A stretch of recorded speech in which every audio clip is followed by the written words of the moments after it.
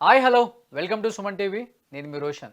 గత 3 రోజుల నుంచి చూస్తూనే ఉన్నాం మనం. అండ్ హర్ష సాయి అండ్ బాధితురాలు ఇద్దరూ కూడా తప్పు మాది కాదంటే మాదని చెప్పి కూడా ఇద్దరు సోషల్ మీడియా వేదికగా ఆడియో ఫుటేజ్‌లు గాని లేకపోతే వాళ్ళ వైపు లాయర్స్ వాదనలు కూడా వింటూనే ఉన్నాం. అండ్ నిన్న నేను కూడా ఒక డిబేట్ చేశాను. ఆ డిబేట్‌లో కూడా నేను నిన్న ఫైట్ చేసింది ఒకే ఒక్క దాని కోసం. ఏదైతే మాట్లాడారో అంటే ఏదైతే గ్లోబల్ ప్రచారం ఒకటి జరుగుతుందో, పెద్ద ఎత్తున పోలీస్ వ్యవస్థ కావచ్చు, లేకపోతే మీడియా అండ్ పొలిటికల్ బ్యాక్‌గ్రౌండు, లేకపోతే డిపార్ట్‌మెంట్ సపోర్ట్ ఉంది. ఆ సపోర్ట్ వల్ల తను చాలా తప్పులు చేస్తున్నాడు. ఆ తప్పుల్ని కప్పిపుచ్చుతున్నారు. వ్యవస్థలు తనకి హెల్ప్ చేస్తున్నాయని చెప్పారు కాబట్టి, నేను నిన్న ఖండించిందే డిబేట్ మొత్తం కూడా దాని మీద. ఎందుకంటే తప్పొప్పులు ఎవరనేయి మనం నిర్ధారించలేము. అది విచారణ జరుగుతుంది కాబట్టి అండ్ అతను దొరికిన తర్వాత అతనితో మాట్లాడి ఎవరి వైపు తప్పుందో, ఎవరి వైపు ఒప్పుందో అది కేసులు నడుస్తున్నాయి. అండ్ కోర్ట్‌లో తేలుతుంది కాబట్టి దాని గురించి మనం పెద్దగా మాట్లాడకూడదు.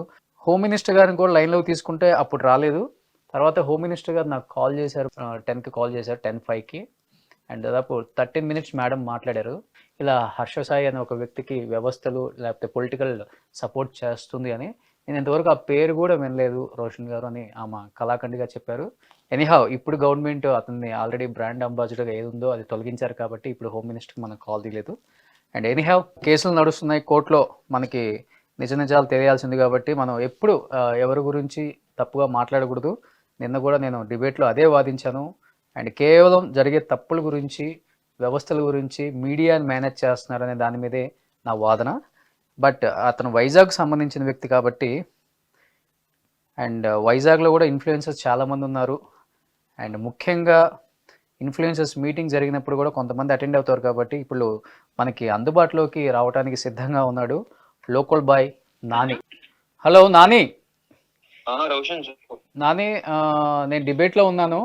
ఒక లైవ్ కాల్‌లో ఉన్నాను. గత 3 డేస్ నుంచి చూస్తూనే ఉన్నావు. హర్ష సాయికి సంబంధించిన ఒక విషయం పెద్ద ఎత్తున ప్రచారం జరుగుతుంది. ఎందుకంటే ముఖ్యంగా నీకు కాల్ చేయడానికి గల కారణం ఏంటంటే నువ్వు కూడా వన్ ఆఫ్ ద ఇన్‌ఫ్లుయెన్సర్ వైజాగ్‌కి సంబంధించిన వ్యక్తి.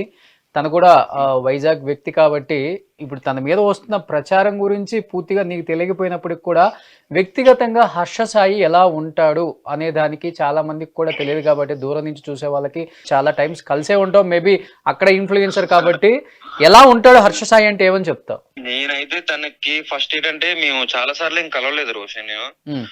మేము కలిసింది కూడా వన్ టైమే, ఒకసారి కలిసి అది కూడా నోవట్లో.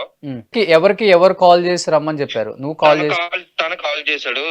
బ్రో నేను ఇక్కడ పలానా ప్లేస్ లో ఉన్నాను, ఆల్రెడీగా ఇక్కడే వైజాగ్ లో ఉన్నా. యాక్చువల్ గా మేము ఇప్పటి నుంచి కలుద్దాం అనుకుంటాం, ఇన్స్టాలో చాటింగ్ అనమాట. అంటే పెద్ద ఎత్తున ప్రచారం జరుగుతుంది. తనను కలవటం చాలా అసాధ్యము. పెద్ద బందోబస్తు ఉంటుంది. ప్రోటోకాల్ ప్రకారం కలవాలి అని అన్నారు. బట్ నువ్వు అంత ఈజీగా నీకు ఫోన్ చేసి ఆయన వచ్చి కలువు అని ఎందుకు చెప్పాల్సి వచ్చింది? అంటే ఎవరికైనా సరే దాని బందోబస్తు ఇవి అనుకో, అంటే ఎవరి సినిమా కాలే హీరో కదా, మనకున్నది మనకు ఉంటది కదా. అలాగే ఎవరైతే ఉంటారో వాకి టాకీలతో సో నాని ఇలాగ వస్తున్నాడని ఇలాగా కొంచెం చేస్తున్నారనమాట. సర్లే అని అనుకుని వచ్చాడు. సో మీట్ అంటే ఫస్ట్ నీకు ఎలా కాల్ చేశారు? నీ నెంబర్ తెలుసా లేకపోతే? నెంబర్లు ఇచ్చుకున్నాం, ఇన్స్టాలో నెంబర్లు ఇచ్చుకున్నాం. ఇన్స్టాలో నీకు మెసేజ్ పెట్టాడా?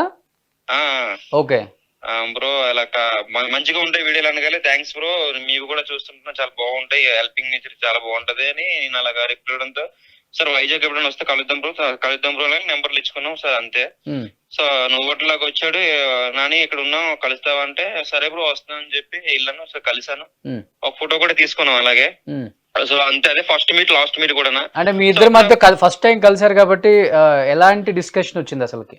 డిస్కషన్ అంటే ఏం లేదు, వీడియోల కోసమే మాట్లాడుకున్నాం. నాని మంచిగా వీడియోలు చేస్తున్నావు, ఫిషింగ్ వీడియోలు, సీలో వీడియోలు అప్పటికంటే ఎవరు చేసేవారు కాదు కదా.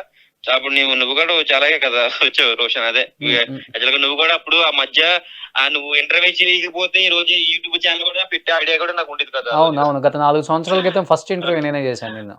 ఫస్ట్ ఇంటర్వ్యూ నువ్వు చేసి అదే అంటే ఆలోచన వచ్చేది కాదు. నాని చాలా మంది అడుగుతున్నారు అనుకల్లా నాకు ఓకే పెట్టాలనిపించి పెట్టించనమాట. అలాగే తనకు కూడా నచ్చాయి మన వీడియోలు. నచ్చి నాకు కూడా తను హెల్పింగ్ చేసేవాడు కదా. అంటే హెల్పింగ్ అంటే కాదు, కొంచెం గేమ్ లాంటివి అప్పుడు కొన్ని. తర్వాత మన వైజాగ్ లో ఎవరికైనా పిల్లలకి బాగలేకపోవడం, బాగా ఇష్ట పరిస్థితులు ఉంటారు కదా. సో నాకు ఎవరు అప్రోచ్ అయినప్పుడు మనోడికి ఇన్ఫర్మేషన్ చేసేవాడు అనమాట. బ్రో ఇలాగా ఈ ప్లేస్ లో ఇలాగ ఉంది పరిస్థితి, నువ్వు వస్తావా అంటే బ్రో నేను రాను, మా టీంని పంపిస్తానని చెప్పి వాళ్ళ టీంని పంపించి సర్వే చేయించేసి సో అట్లా వచ్చేవాడు అనమాట. అలాగే 4-5 నేనే చెప్పాను. అది 4 ప్లేసులు. ఆ ఓకే. చిన్న పిల్లకి చనిపోయింది పాపం రీసెంట్ గా. ఉమ్. యాక్చువల్ గా మా పాప బ్యాడ్ లక్ మరేమో తెలియదు. పాపం అబ్బాయి హెల్ప్ చేయడానికి వచ్చాడు. ఆ, అంతే. ఇంకా అదేనా ఫస్ట్ మీటింగ్? తర్వాత ఎప్పుడైనా కలవడం లేదు, జరిగిందా? అదే ఫస్ట్ మీట్ లాస్ట్ మీట్ అంతే, అంతకుమించి ఇంకేం లేదు. ఉమ్. ఆ మధ్య ఎప్పుడో సినిమా కోసం కూడా మాట్లాడాడు. నాని ఇలా మూవీ చేస్తున్నాను, హార్బర్ లో బోట్లు ఏమైనా కావాలంటే అప్పుడు నేను చెప్తాను, ఇన్ఫర్మేషన్ ఇస్తాను అన్నాడు. ఉమ్. సరే బ్రో ఇవ్వ బ్రో నేను చెప్పాను అంతే. అంతవరకు అప్పుడు కూడా మనకి ఇంకేం లేదు. అంటే ఇప్పుడు పెద్ద ఎత్తున ప్రచారం జరుగుతుంది. దాదాపు కొంతమంది యూట్యూబర్స్ కి డబ్బు ఇచ్చి నా మీద కొన్ని ఏదన్నా ఇబ్బందికరమైన కేసులు పెట్టినా, లేకపోతే నేనేమైనా ఇబ్బంది పడ్డా కానీ మీరందరూ నాకు సపోర్ట్ చేస్తూ వీడియోస్ చేయాలని కొంతమందికి చెప్పారని చెప్పేసి ఒక ఆరోపణ మాత్రమే ఇది. అది నిజం ఆహా.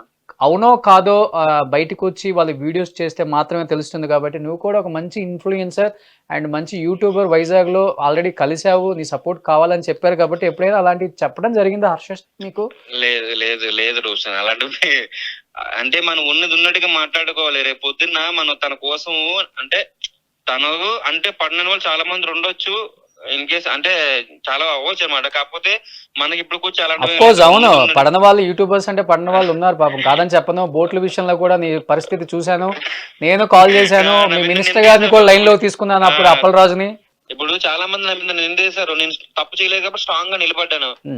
నేను ఆ పిఎస్ వాళ్ళు కూడా ఫోన్ చేసి నాని ఎక్కడ ఉన్నామంటే పలానా ప్లేస్ ఉన్నాను సార్ వస్తుందని చెప్పి డైరెక్ట్ నేనే వెళ్ళిపోయాను. కానీ పుకార్ ఏమొచ్చింది, నాని పరారు అయిపోయాడు, నాని ఇది అది అది అన్నారు. అక్కడ ఏం జరగలేదు అక్కడ. కానీ ఇప్పుడు కూడా అదే జరుగుతుంది, పరారీలో ఉన్నాడు అప్స్కాండ్ హర్ష సాయి అని. వైజాగ్ లో ఏమన్నా ఉన్నాడని, లేకపోతే ఫోన్ చేయటం కానీ, లేకపోతే వాళ్ళ టీం సైడ్ నుంచి ఇక్కడే ఉన్నారు, ఎక్కడికి వెళ్ళలేదు, ఇలాంటి న్యూస్ ఏమైనా విన్నావా నువ్వు? ఎందుకంటే హర్ష సాయి పారిపోతాడని ఎవరు అనుకోవట్లేదు. ఏదొచ్చినా కానీ ధైర్యంగా నిలబడే శక్తి అతనికి ఉంది, మాట్లాడే కెపాసిటీ ఉంది అని. రోషన్ చిన్న మాట రోషన్, తప్పు చేయలేనప్పుడు మనం దడిసిపోయి పరిగెట్టే అవసరం లేదు. మనం ధైర్యంగా నిలబడి నేనే తప్పు చేయలేదు, నా మీద ఎందుకు నిందలేస్తారని ధైర్యంగా ఎదుర్కోవచ్చు. మనం తెలియకుండా మనం కూడా ఏది మాట్లాడకూడదు. ఎందుకంటే రేపు పొద్దున్నది, ఎందుకంటే నా విషయంలో జరిగింది కాబట్టి నాకు అనుభవం ఉందన్నమాట. మనం తెలియక ఏదైనా మాట్లాడితే ఒక్కసారి మాట్లాడడం అది వెనక్కి తీసుకోలేము మనం. అది దాన్ని అవును అవును అవును చాలా పెద్దగా ఉంటది అనమాట. అది దాని పరిహారం ఏదో. లాస్ట్ టైం తను మెగా అని ఒక సినిమా స్టార్ట్ చేశాడు ఇక్కడ మనకి, దానికి సంబంధించిన మోషన్ పోస్టర్ కూడా లాంచ్ అయింది చాలా గ్రాండ్ గా. ఆ ఈవెంట్ కి ఏమన్నా ఇన్వైట్ చేయడం జరిగిందా? వచ్చావా నువ్వు? ఈవెంట్ కి రాలేదు. ఒక 2 మంత్ బ్యాక్ నాకు కాల్ చేశారు. ఎవరు, హర్ష సాయి కాల్ చేసి ఈశామరాజుకి రవి గారికి నువ్వే ఇచ్చేవంట కదా కొన్ని బెట్టింగ్ ద్వారా ఉన్న ప్రూఫ్స్ నేను ఆడినవి అని అన్నాడు. ఎవరెవరికి? ఈశామరాజు రవి గారు ఉన్నారు కదా బెట్టింగ్. అవును అవును అవును అవును అవును. తనకి నాని ఈశామరాజు రవి గారికి నేను బెట్టింగ్ ఆడినవి ఏవో ఉంటాయి కదా, అవి నువ్వే ఇచ్చేవంట కదా, అవి వీడియోలు ఉంటాయి కదా. నీకు ఎక్కడి నుంచి వచ్చాయి అవి నువ్వు ఇస్తే? నీకు ఎక్కడి నుంచి వచ్చాయి అవి నాని ఒకవేళ ఇస్తే? నేను తనకి ఇవ్వాలి కదా ఎక్కడి నుంచి రావడానికి. ఇచ్చేవంట కదా అని నా మీద డౌట్ పడ్డాడు హర్షసాయి. ఓకే, ఏం చెప్పావు మరి? అయితే అందరూ వస్తారు బయటికి అని అన్నాడు అనమాట. సరే బ్రో నువ్వు ఎంక్వైరీ చేసుకో, ఎవరు ఇచ్చారు ఏంటని తెలుసుకో, ఇవ్వడానికి నీ దగ్గర నీ ప్రూఫ్స్ నాకు ఏం లేదు కదా, నువ్వు బెట్టింగ్ ఆడివి నాది, నువ్వే నాతో అంటే బెదిరించాడా? అందరూ వస్తారు బయటికి అంటే ఏ విషయంలో? బెదిరించినట్టు కాలే చేశాడు అనమాట. నేను పెద్ద సీరియస్ గా తీసుకోలేదు, ఎందుకంటే మనం ఏంటో మనకు తెలుసు కదా. సర్లే పిల్లలే, చిన్నోడే కదా మనకు, నాకన్నా చిన్నోడు ఏజ్ కదా, సర్లేదు ఆ విషయంలో మాట్లాడాలి ఆలోచించుకుంటాలని నేను లైఫ్ తీసుకున్నా అంతే. సో అది లాస్ట్ కన్వర్సేషన్ 1.5 month బ్యాక్. ఏం లేదు, కాల్స్ లేవు, మెసేజ్ లేదు, ఏం లేదు అంతే. మనం మర్చిపోనా గూగుల్ మర్చిపోదు కదా. అదే మన మహేష్ బాబు గారు అన్నట్టుగా గతంలో ఏదైతుందో అప్పట్లో, అంటే నేనంటే నాన్ ఎడ్యుకేషన్, నేను చదువుకునే సంగతి నీకు తెలుసు కదా రోషన్, మన సెకండ్ క్లాస్. మన యూట్యూబ్ ఈ సోషల్ మీడియా ఫీల్డ్ కూడా మనకి కొత్త అనమాట. గతంలో నేను కూడా అరపతరప 2-3-4 ఏళ్ళగా చేశాను ఏవి ఈ బెట్టింగ్ కి సంబంధించి యాప్స్ అవి.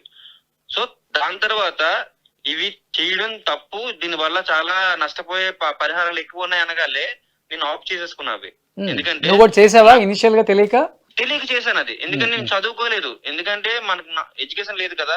తర్వాత నాకు యువ సామ్రాజ్య అనే వ్యక్తి రవి గారు ఫోన్ చేసి నాని ఇది చేయకూడదు, ఇది పలానా ఇది చేస్తే ఇలా ఉంటదని చెప్పగలే, నేను అప్పుడు ఆఫ్ చేస్తాను. నేను ఇప్పుడు చేసిన తప్పు ఒప్పుకోవడానికి తప్పు, దీంట్లో దేనికి భయం మనకి, ఏమంటావు? అంటే వ్యక్తిగతంగా నువ్వు తనంతట తనే నీకు ఇన్‌స్టాలో మెసేజ్ పెట్టి, నీ వీడియోస్ బావుంటాయి. ఒకసారి కలుద్దాం అని నంబర్ ఇచ్చిన హర్ష సాయి, వ్యక్తిగతంగా తర్వాత మీరిద్దరు కలిసారు, మాట్లాడుకున్నారు. ఒకళ్ళకొకళ్ళు ఏం వీడియోస్ చేస్తున్నాము, ఎలా ఉంటుంది లైఫ్ ఇయన్నీ మాట్లాడుకున్న వాళ్ళు.